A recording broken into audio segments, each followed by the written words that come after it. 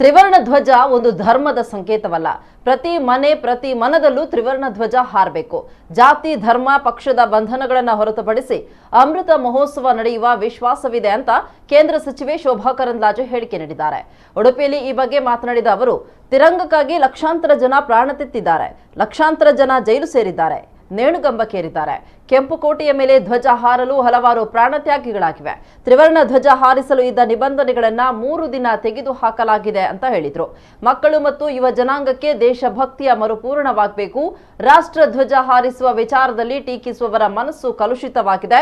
ಸ್ವಾತಂತ್ರ್ಯಕ್ಕಾಗಿ ಮಡಿದವರು ಮತ್ತು ದೇಶದ ಗಡಿ ಕಾಯ್ತಾ ಇರುವ ಯೋಧರಿಗಾಗಿ ತಿರಂಗ ಹಾರಿಸಿ ರಾಜಕೀಯ ಮಾತುಗಳು ರಾಷ್ಟ್ರ ಧ್ವಜದ ವಿಚಾರದಲ್ಲಿ ಬೇಡ ಅಂತ ಹೇಳಿದ್ರು. ಹರ್ ಘರ್ ತಿರಂಗ ಈ ಘೋಷಣೆಯನ್ನು ಇವತ್ತು ಪ್ರಧಾನಿ ನರೇಂದ್ರ ಮೋದಿ ಅವರು ಮಾಡಿದ್ದಾರೆ.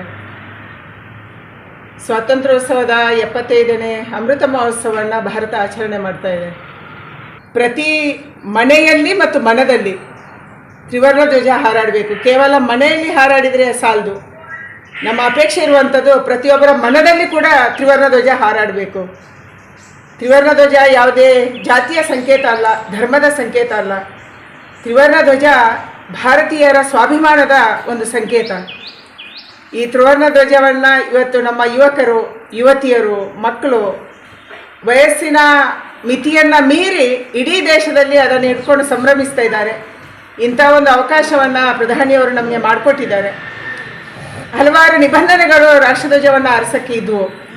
ರಾತ್ರಿ ಹೊತ್ತಲ್ಲಿ ಹಾರಿಸಬಾರ್ದು, ಕೇವಲ ಬಟ್ಟೆಯ ಧ್ವಜವನ್ನು ಮಾತ್ರ ಹಾರಿಸಬೇಕು. ಇಂಥದೇ ಅದಕ್ಕೆ ನಿಬಂಧನೆಗಳನ್ನು ಕೆಲವನ್ನು ತೆಗೆದು ಹಾಕಿ ಇವತ್ತು ನಾಳೆ ನಾಡಿದ್ದು 3 ದಿನಗಳ ಕಾಲ ಯಾರು ಯಾವುದೇ ಜಾಗದಲ್ಲಿ ಯಾವುದೇ ರೀತಿಯ ಮತ್ತು ರಾತ್ರಿ ಹಗಲು ಈ ಒಂದು ತ್ರಿವರ್ಣ ಧ್ವಜವನ್ನು ಹಾರಿಸ್ಬೋದು ಅನ್ನುವಂಥ ಅವಕಾಶವನ್ನು ಇವತ್ತು ಕೇಂದ್ರ ಸರ್ಕಾರ ಕಾನೂನಿನ ಮೂಲಕ ದೇಶದ ಜನಕ್ಕೆ ಕೊಟ್ಟಿದೆ. ಇಷ್ಟರ ಮೇಲೂ ರಾಷ್ಟ್ರಧ್ವಜದ ವಿಚಾರದಲ್ಲೂ ಕೂಡ ಟೀಕೆ ಮಾಡ್ತಾರೆ ಅಂದರೆ ಅವರ ಮನಸ್ಸು ಕಲುಷಿತಗೊಂಡಿದೆ, ಅತ್ಯಂತ ನೀಚತನಕ್ಕೆ ಹೋಗಿದೆ.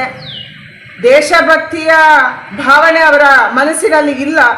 ಇದನ್ನೇ ಹೇಳಬೇಕು ಬಿಟ್ಟರೆ ಬೇರೆನೇ ಹೇಳಲ್ಲ. ಯಾಕಂದರೆ ನಾನು ಹೇಳಿದೆ, ರಾಷ್ಟ್ರಧ್ವಜಕ್ಕೆ ಪ್ರತಿಯೊಂದು ಪಾರ್ಟಿಗೂ ಪಾರ್ಟಿಯ ಧ್ವಜ ಇದೆ. ಪಾರ್ಟಿಯ ಧ್ವಜ ಕೂಡ ಅದು ಚುನಾವಣೆ ಕಾಲದಲ್ಲಿ ಅದರ ಬಗ್ಗೆ ನಾವು ಮಾತಾಡಬೇಕು. ಬಾಕಿ ಟೈಮಲ್ಲಿ ನಾವು ಎಲ್ಲರ ಸರ್ಕಾರ, ಒಂದು ಸರ್ಕಾರ ಅಂತಂದರೆ ಅದು ಕೇವಲ ಒಂದು ಪಕ್ಷದ ಸರ್ಕಾರ ಅಲ್ಲ, ಎಲ್ಲರ ಸರ್ಕಾರ. ಇನ್ನು ಪ್ರವೀಣ್ ನೆಟ್ಟಾರು ಕೊಲೆ ಪ್ರಕರಣಕ್ಕೆ ಸಂಬಂಧಪಟ್ಟಂತೆ ಮಾತನಾಡಿದ ಅವರು, ಪ್ರವೀಣ್ ನೆಟ್ಟಾರು ಯಾವುದೇ ವಿವಾದಗಳಿಲ್ಲದ ವ್ಯಕ್ತಿ. ಹಿಂದೂ ಯುವಕರ ಹತ್ಯೆ ಮಾಡುವವರ ಮಾನಸಿಕತೆ ಏನೆಂದು ಅರ್ಥ ಆಗ್ತಾ ಇಲ್ಲ. ಪ್ರವೀಣ್ನನ್ನ ಹತ್ಯೆ ಮಾಡಿದವರಿಗೆ ಉಗ್ರ ಶಿಕ್ಷೆ ಆಗಬೇಕು. ಪ್ರವೀಣ್ ಕೊಲೆಯ ಹಿಂದಿನ ಶಕ್ತಿ ಯಾವುದು? ಫೈನಾನ್ಸ್ ಮಾಡಿದವರು ಯಾರು? ಕುಮ್ಮಕ್ಕು ಕೊಟ್ಟವರು ಯಾರು? ಆಶ್ರಯ ಕೊಟ್ಟವರು ಯಾರು? ಈ ಎಲ್ಲ ವಿಚಾರವನ್ನ NIA ತನಿಖೆ ಮಾಡ್ತಾ ಇದೆ. ಕೇವಲ ಕೊಲೆ ಆರೋಪಿಗಳು ಮಾತ್ರವಲ್ಲ, ಎಲ್ಲರ ಹಿಂದೆ ಬಿದ್ದಿದೆ NIA. ಮುಂದೆ ಇಂತಹ ಘಟನೆ ಆಗದಂತೆ ಭಯ ಹುಟ್ಟಿಸಬೇಕು ಅಂತ ಹೇಳಿದ್ರು. ಪ್ರವೀಣ ಒಬ್ಬ ಅಮಾಯಕ, ಯಾವುದೇ ಕಾಂಟ್ರವರ್ಸಿಯಲ್ಲಿ ಇಲ್ಲದಂಥ ಒಬ್ಬ ವ್ಯಕ್ತಿ. ಅಂತವನ ಕೊಲೆ ಆಗಿತ್ತು.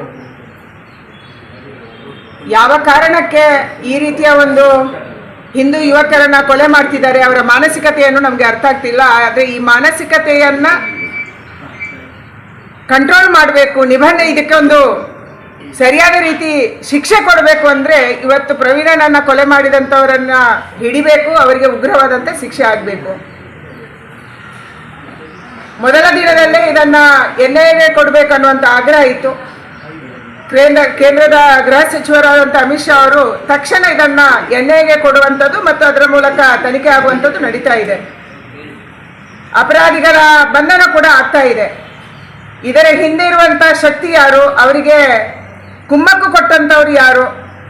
ಇವರಿಗೆ ಫೈನಾನ್ಸ್ ಮಾಡಿದಂಥವ್ರು ಯಾರು? ಅವರು ಕೊಲೆ ಮಾಡಿದ ನಂತರ ಅವರಿಗೆ ರಕ್ಷಣೆ ಕೊಟ್ಟಂಥವ್ರು ಯಾರು? ಇದೆಲ್ಲದರ ಬಗ್ಗೆ ಕೂಡ ತನಿಖೆ ಆಗಬೇಕು. ತನಿಖೆ ಆಗ್ತಾ ಇದೆ. NIA ಅವರು ಬೇರೆ ಬೇರೆ ಕಡೆಗಳಲ್ಲಿ, ಕೇವಲ ಸುಳ್ಯ, ನೆಟ್ಟಾರು ಅಥವಾ ಪುತ್ತೂರು ಈ ಭಾಗ ಅಲ್ಲ, ಇದಕ್ಕೆ ಕುಮ್ಮಕ್ಕು ಕೊಟ್ಟಂಥ ಬೇರೆ ಬೇರೆ ಭಾಗದಲ್ಲಿರುವಂಥ ಕಲ್ಪ್ರಿಟ್ಸನ್ನು, ಅಪರಾಧಿಗಳನ್ನು ಹಿಡಿಯುವಂಥ ಒಂದು ಪ್ರಯತ್ನವನ್ನು ಮಾಡ್ತಿದ್ದಾರೆ. ನಾವು ಕೇಂದ್ರ ಸರ್ಕಾರದ ಗೃಹ ಇಲಾಖೆಯ ಜೊತೆ ನಿರಂತರವಾದಂಥ ಸಂಪರ್ಕದಲ್ಲಿದ್ದೀವಿ. ಇದಕ್ಕೆ ಇರುವಂಥ ಎಲ್ಲ ಏನೋ ಎಡರು ತೊಡರು ಇದೆ, ಇದೆಲ್ಲವನ್ನ ದೂರ ಮಾಡಿ ತಕ್ಷಣ ಅಂತ ಅಪರಾಧಿಗಳಿಗೆ ಬಂಧನ ಆಗಬೇಕು ಮತ್ತು ಉಗ್ರವಾದ ಶಿಕ್ಷೆ ಆಗಬೇಕು. ಇದರ ಹಿಂದಿರುವಂಥ ಶಕ್ತಿಯ ತನಿಖೆ ಕೂಡ ಆಗಬೇಕು. ಮುಂದೆ ಇಂಥ ಘಟನೆ ಆಗದಂತೆ ಅವರಿಗೆ ಭಯ ಹುಟ್ಟಿಸುವ ರೀತಿಯಲ್ಲಿ ಆಗಬೇಕು ಅನ್ನುವಂಥ ಪ್ರಾರ್ಥನೆಯನ್ನು ಮತ್ತು ನಾನು ಅಮಿತ್ ಶಾ ಅವರಿಗೆ ಮಾಡಿದ್ದೀನಿ.